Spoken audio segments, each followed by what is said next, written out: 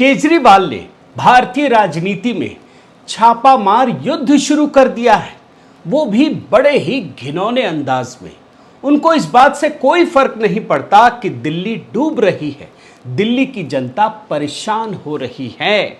इसका तरीका मैं पहले आपको दिखाता हूं। जब केजरीवाल कोई मुसीबत में फंसते हैं तो अपने किसी मंत्री से आरोप लगाना शुरू कर देते हैं। इस बार इनके मंत्री ने सीधे एनडीआरएफ जैसी संस्था पर आरोप लगाना शुरू कर दिया, सारा दोष मढ़ दिया। सुन लीजिए। स्पेसिफिकली रिक्वेस्ट की कि एनडीआरएफ को बुलाइए, बट सर वो माने नहीं रहा। और जब एलजी केजरीवाल के सामने उनके मंत्री को दोषारोपण न करने की सलाह देते हैं, तब जाकर पहले आप ये बयान सुन लीजिए। ये समय नहीं है कि हम किसी के ऊपर ब्लेम करें या कुछ और टिप्पणी करें। कहने के लिए मैं भी बहुत सारी चीजें कह सकता हूं, लेकिन उसकी जरूरत नहीं। और जानते हैं, तब इस छापामार युद्ध को शुरू करने वाले यानी दोषारोपण शुरू करने वाले केजरीवाल कहने लगते हैं कि हमको ये सब नहीं करना चाहिए, हम मिलकर काम करेंगे। सुन लीजिए। बहुत बड़ी क्राइसिस है,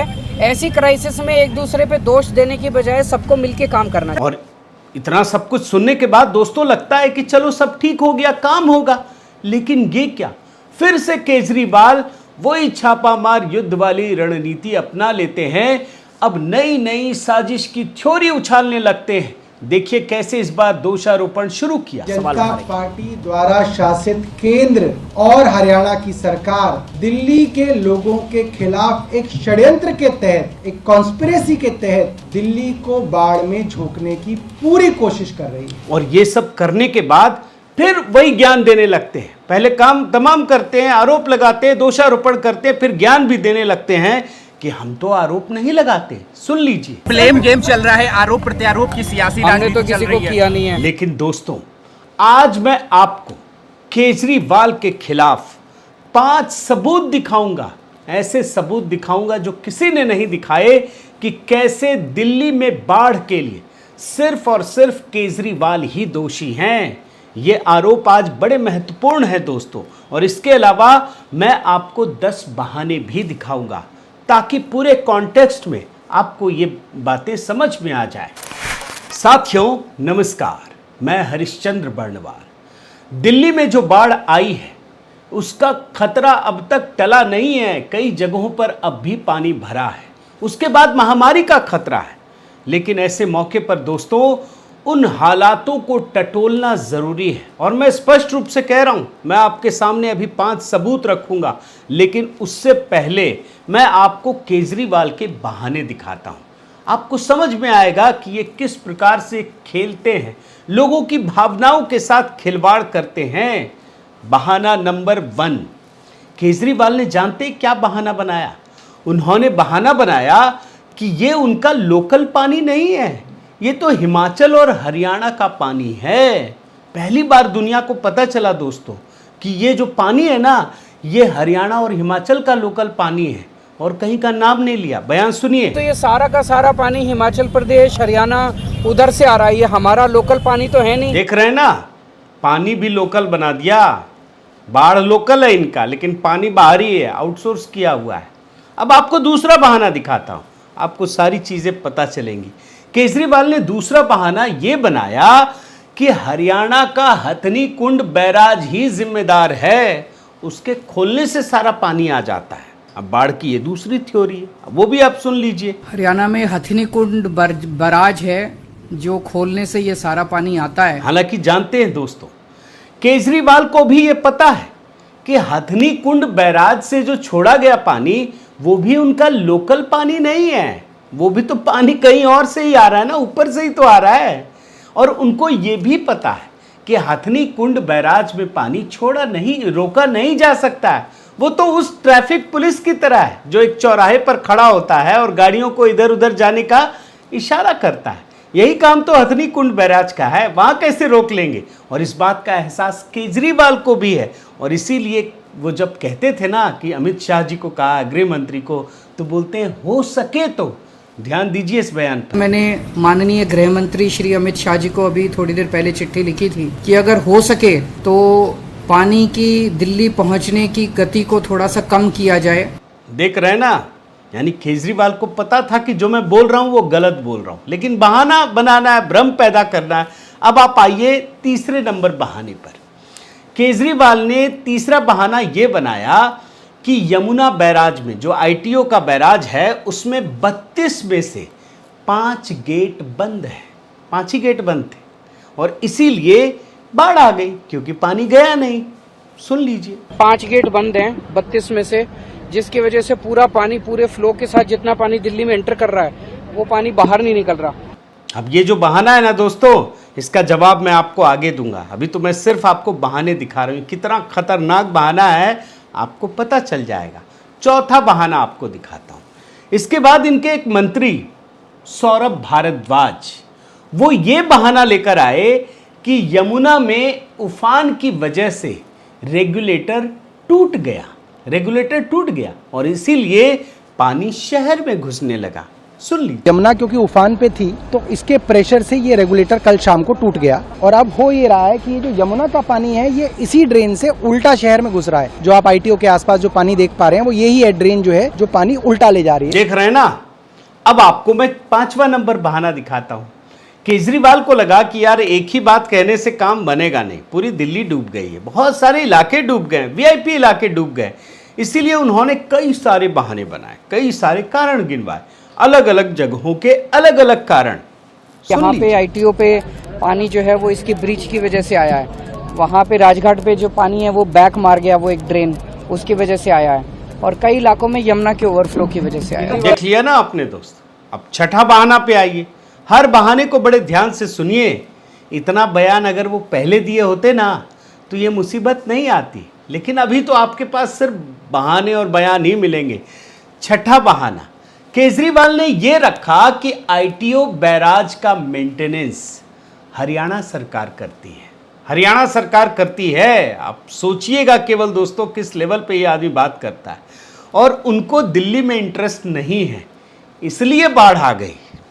बयान सुनिए। हरियाणा सरकार इसका मेंटेनेंस करती है, लेकिन चूंकि दिल्ली में उनका कोई इंटरेस्ट नहीं है, इसके बाद इसकी कार्रवाई चालू करेंगे कि अगर वो हमें दे दें, हम उनसे निवेदन करेंगे कि हमें ही दे दें ताकि हम इसका मेंटेनेंस। जरा केजरीवाल से ये जरूर पूछना चाहिए दोस्तों कि आप या सौरभ भारद्वाज या कोई भी हम लोगों में से कोई किराए के मकान में रहे और उस घर में अगर पता चल जाए कि बाढ़ का पानी आने वाला है, आग लग जाएगी, तो हम उसे सुरक्षित करेंगे, सुरक्षित करने के उपाय करेंगे, आगे बचाव कार्य करेंगे, या ये बताएंगे हमारा घर नहीं है जी, डूबने दो, हम कैसे करें? ये कोई कहता है क्या? वो बचाव करता है, वो बात करता है, वो उसकी तैयारी करता है, और जब बाढ़ की स्थिति पैदा होती है तो बचने के उपाय ढूंढता है। ये नहीं बोलता कि यह हरियाणा का है, हम कैसे करेंगे, उनकी दिलचस्पी नहीं है। उनकी दिलचस्पी क्यों होगी भाई आपकी सरकार में? तो ये तो लेवल है दोस्तों। आगे बढ़िए, बहाने नंबर 7 पर आइए। एक बहाना सुनकर आश्चर्य करेंगे, सीधे एनडीआरएफ को लेकर लगा दिया, जिसके जवान दिन रात काम करते हैं, अपनी जान की बाजी लगाकर काम करते हैं। और ये वही केजरीवाल हैं जिन्होंने सेना से सबूत मांग लिए थे कि पाकिस्तान में हमला किया या नहीं किया, एयर स्ट्राइक। एनडीआरएफ को लेकर इनके मंत्री जानते हैं क्या कहते हैं केजरीवाल के सामने, कि उनको रात को ही बुलाया, रात को नहीं आए। सुन लीजिए। सर स्पेसिफिकली रिक्वेस्ट की कि एनडीआरएफ को बुलाइए, बट सर वो माने नहीं रात को। अब आइए एनडीआरएफ, थैंक यू है, मगर सर रात को आ जाती तो बेहतर हो जाता। सीएस साहब भी थे उस पर सर, थोड़ी सी मदद हो जाती सर। हालांकि इस बहाने पर दोस्तों एलजी ने उसी समय तबीयत से सौरभ भारद्वाज को समझाया, केजरीवाल को भी समझाया, और इस पर मैं 2 दिन पहले वीडियो बना चुका हूं, वो आप देख लेंगे, सारी चीजें समझ में आ जाएंगी। अब आप आइए बहाने नंबर 8 पर। इनका एक शानदार बहाना, एवरग्रीन बहाना ये था कि अफसर इनकी बात नहीं मानते। सुन लीजिए। अफसर हमारी बात वैसे नहीं मानते, हम गए कि भाई वाईफाई लगा दो, सीसीटीवी लगा दो, वो नहीं मानेंगे, चलिए ठीक है भाई, ये तो आपातकाल है, ये तो इमरजेंसी है। अब जरा सोचिए दोस्तों, बड़ी गंभीरता के साथ सोचिए कि केजरीवाल ने अपना जो शीश महल बनवाया 50 करोड़ रुपए का, क्या उसमें इनके अफसर बात मानते थे? ऐसा तो कभी नहीं हुआ कि अफसरों ने बात नहीं मानी। शराब घोटाला हुआ, शराब घोटाले में इतने सारे हजारों करोड़, सैकड़ों करोड़ के घोटाले हो गए, उसमें अफसर बात मानते थे। और इसमें जो जनता का काम है, उनको पता है, उसमें अफसर इनकी बात को नहीं मानते हैं। आप लेवल समझिए और आगे बढ़िए। बहाना नंबर 9 पर आइए। ये तो गजब है भैया। केंद्र सरकार जो ऑर्डिनेंस लेकर आई है उसकी वजह से सरकार कि ये जो अफसर है मनमानी कर रहे हैं।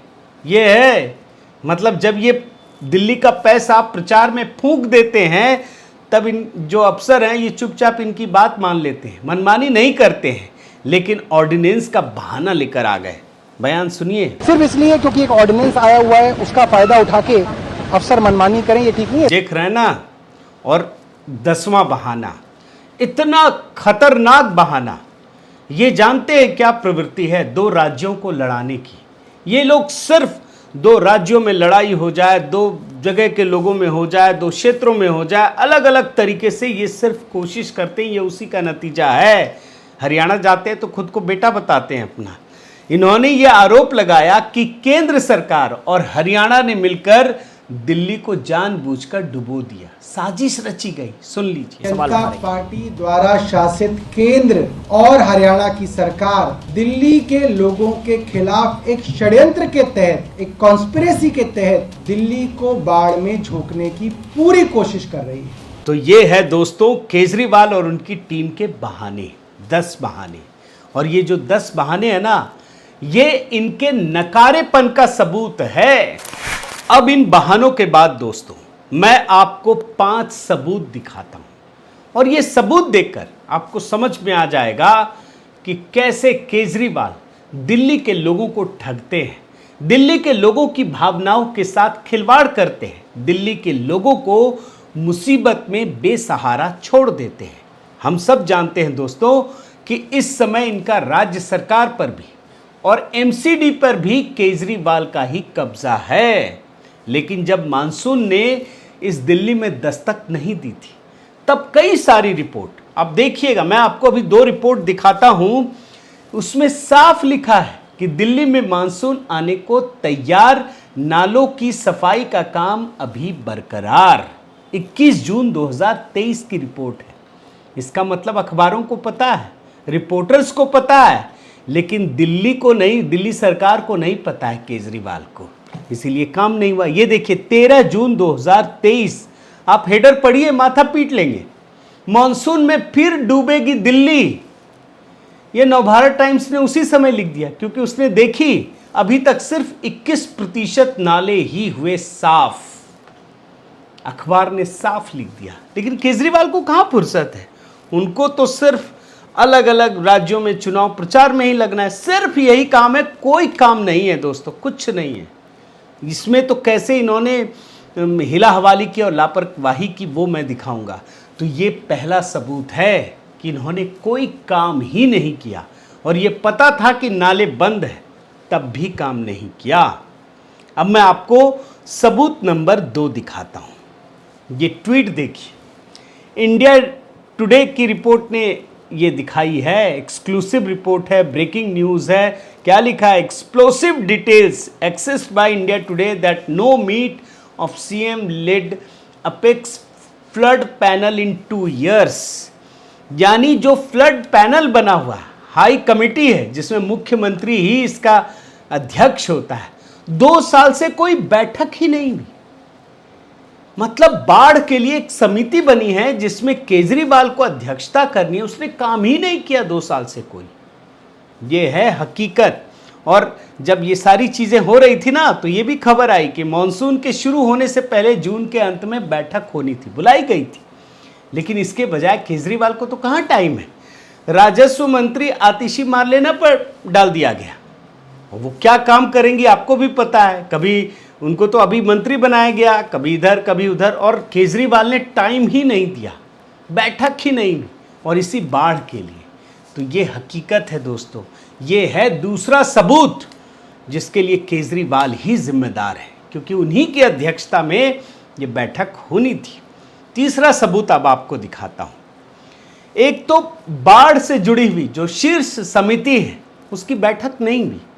इसके अलावा जो विशेषज्ञों की समिति बनाई गई उसमें विशेषज्ञ नहीं थे दोस्तों, अपने रिश्तेदारों को भर लिया गया। जिनकी कोई विशेषज्ञता नहीं थी। उनका एक ही मकसद था कि अपनी जो सत्ता की मलाई है ना, वो नेताओं, मंत्रियों और अपने ही रिश्तेदारों में बांट देना। मैं आपको कुछ चुनिंदा नाम दिखाता हूं जो बाढ़ और पानी से जुड़ा है, जो सोशल मीडिया पर भी सुर्खियां बना। विधायक संजीव झा के बड़े भाई अरुण झा को 1,20,000 में फ्लड डिपार्टमेंट का सलाहकार बनाया गया। फ्लड डिपार्टमेंट का, ऐसी बाढ़ आपके कार्यकर्ता हैं, इनको बाढ़ की समस्या का समाधान करना था। आप सोच लीजिए कितने बड़े विशेषज्ञ होंगे कि उनकी योग्यता ही यही है कि वो विधायक के भाई हैं। एक देखिए, दिलीप पांडे के करीबी जो है दोस्त दिव्या, 80,000 में दिल्ली जल बोर्ड का सदस्य बनाया गया। इनको एजुकेशन का भी काम करना था, दिल्ली एजुकेशन का। आपकी कार्यकर्ता है, इनका काम दिल्ली की पानी और ड्रेनेज संबंधी समस्याओं का समाधान करना है। एक और दिखाता हूं आपको, दिलीप पांडे के प्रतिनिधि जितेंद्र कुमार को 1,20,000 में डीडीए सदस्य, दिल्ली जल बोर्ड सदस्य बनाया गया। आप कार्यकर्ता हैं, इनका काम भी पानी और ड्रेनेज समस्याओं का समाधान करना है। अब आप सोचिए, अगर ऐसे लोग को पैनल में भर्ती करेंगे तो दिल्ली तो भगवान भरोसे ही होगी ना। अब मैं आपको चौथा सबूत दिखाता हूं। केजरीवाल ने नया बहाना यह बनाना शुरू किया कि आईटीओ बैराज बंद होने की वजह से पानी बाहर नहीं जा रहा है और ये बैराज हरियाणा सरकार के अधीन है। ये मैंने बयान भी सुनाया ना, यानी केजरीवाल ने हरियाणा का नाम लेकर अपना पल्ला झाड़ लिया। लेकिन जानते हैं, ये एबीपी न्यूज़ की रिपोर्ट है, केजरीवाल सरकार ने ये नहीं बताया कि इसके जो मेंटेनेंस के पैसे हैं वो दिल्ली सरकार को देने थे जिससे काम होता, वो नहीं दिया गया। अब एक और आगे मैं आपको चीज़ दिखाता हूं। इनके मंत्री सौरभ भारद्वाज खुद ट्वीट करते हैं, ये ट्वीट है और इसमें बहुत लंबा विजुअल है जिसमें वो चढ़ते हुए आईटीओ बैराज में पहुंचते हुए, एक एक चीज़ दिखाते हुए, एक एक मशीन की जानकारी देते हुए, एक एक व्यक्ति से बात करते हुए दिखा रहे हैं और बता रहे हैं गर्व से कि मैं आईटीओ बैराज को खुलवा रहा हूं। अब जरा सोचिए, अगर ये आईटीओ बैराज हरियाणा के पास है तो आप कैसे खुलवा रहे हैं? और अगर आप खुलवा पा रहे हैं तो आपने पहले क्यों नहीं खुलवाया?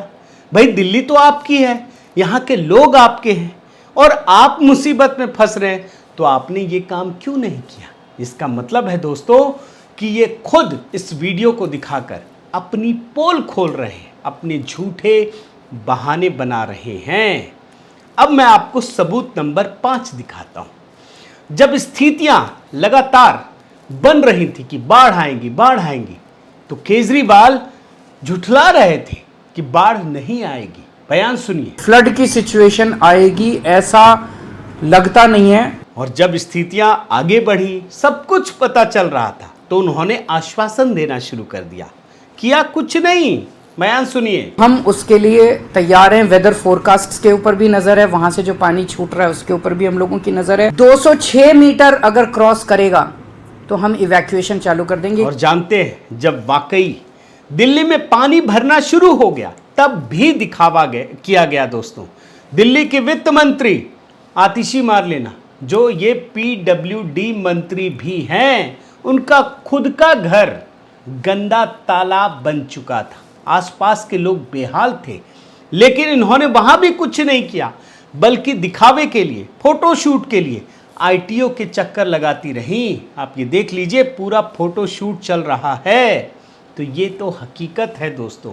तो कुल मिलाकर मैं यही कहूंगा दोस्तों कि केजरीवाल अपनी आदत के अनुरूप सिर्फ अपनी राजनीति को आगे बढ़ा रहे हैं। उनको लगता है कि उनकी नई प्रकार की राजनीति में जनता फंस जाएगी, लेकिन केजरीवाल को ये नहीं पता कि राजनीति करने के लिए तो ठीक है, जब वोटों की बात होती है, जब आदमी बेसिक सुविधाओं के साथ जीता है तो नई नई बातें हो सकती हैं, लेकिन जहां जीने मरने का ही संकट हो जाए, जहां घर बार से ही लोग बेघर हो जाए, जहां परेशानियां उनके अस्तित्व को चुनौती देने लगे, तो ये राजनीति, ये ड्रामा, ये तमाशा काम नहीं आता।